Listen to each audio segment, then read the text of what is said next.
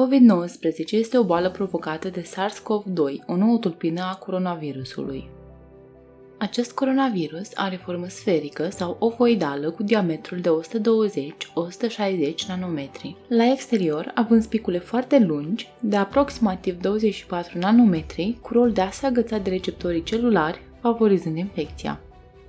Felul în care arată și cum sunt aranjate aceste spicule la microscop dau aspect de coroană solară, de aici numele de corona.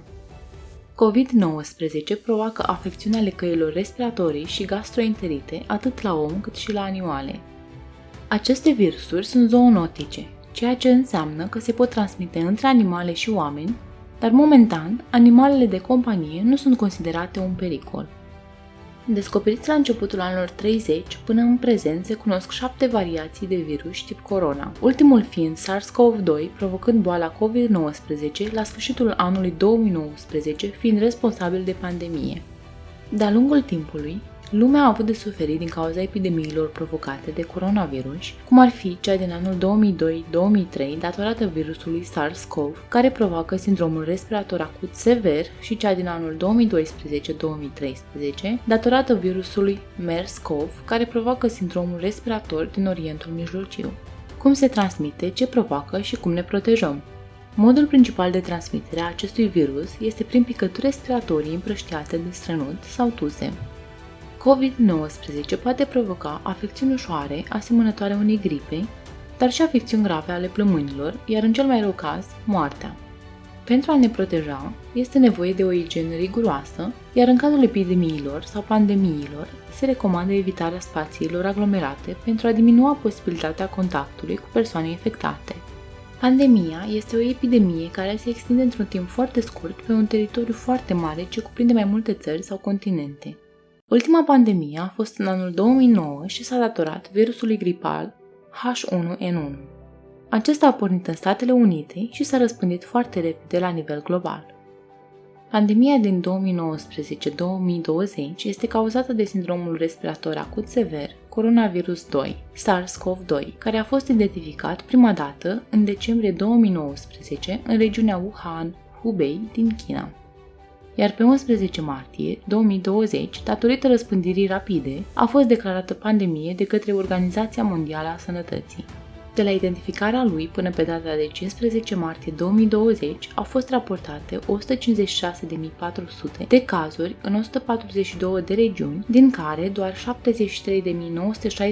recuperați și 5.833 morți. Cele mai afectate regiuni sunt China continentală, Europa, Iran, Coreea de Sud și Statele Unite. În urma declarației de pandemie, regiunile afectate au luat măsuri de protecție, cum ar fi restricții de călătorie, carantine, amânări de evenimente, închideri de frontieră sau restricții de intrare a călătorilor.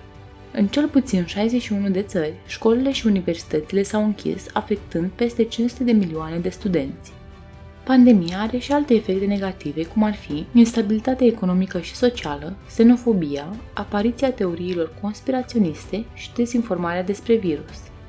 Pe 22 ianuarie 2020, Guvernul României a luat primele măsuri cu privire la pandemie, cum ar fi desemnarea de centre de izolare și plasarea de scanere termice în aeroporturi. Pe 21 februarie, datorită răspândirii din Italia, guvernul anunță carantină de 14 zile pentru cetățenii care vin din zonele afectate. Totodată se închid instituțiile de învățământ, iar din data de 16 martie se declară stare de urgență. Pe perioada stării de urgență, guvernul ia măsuri excepționale de natură economică, politică și de ordine publică. Printre măsurile luate se numără modificarea programului sau chiar închiderea spațiilor comerciale și a localurilor publice, limitarea numărului de persoane în incinta supermarketurilor și farmaciilor și păstrarea distanței de 1 metru între clienți. O altă măsură este limitarea transportului în comun, recomandarea folosirii mașinii proprii pentru a ajunge la serviciu, iar companiile trebuie să decaleze ora de începere și terminare a programelor angajaților pentru a nu veni și pleca toți odată. De asemenea, se iau măsuri pentru alocarea banilor de la bugetul de stat către anumite instituții. Pe perioada de pandemie, este recomandată autoizolarea la domiciliu pentru a evita contactul cu persoane infectate. Dacă totuși aveți nevoie să ieșiți, aveți grijă și spălați-vă pe mâini cât mai des posibil. Cât sunteți afară, evitați să duceți mâna la ochi, nas sau gură, pentru că puteți lua virusul de pe suprafețe, iar atingerea feței crește riscul de infectare. Dacă aveți simptome specifice virusului, stați în casă, sunați la numărul de urgență și urmați instrucțiunile date de autoritățile specializate. Fiind în plină pandemie, încă nu cunoaștem deznodământul acesteia, dar un lucru îl știm cu siguranță. Trebuie să respectăm normele de igienă și proximitate pentru a o mâna sau opri. Dacă acest clip informativ v-a ajutat, puteți da subscribe la canal pentru a fi la zi cu tot ce postăm. Dați un share pe Facebook pentru a ajuta informarea mai multor oameni în legătură cu precauții ce pot fi urmate pentru a fi cât mai protejați de acest virus.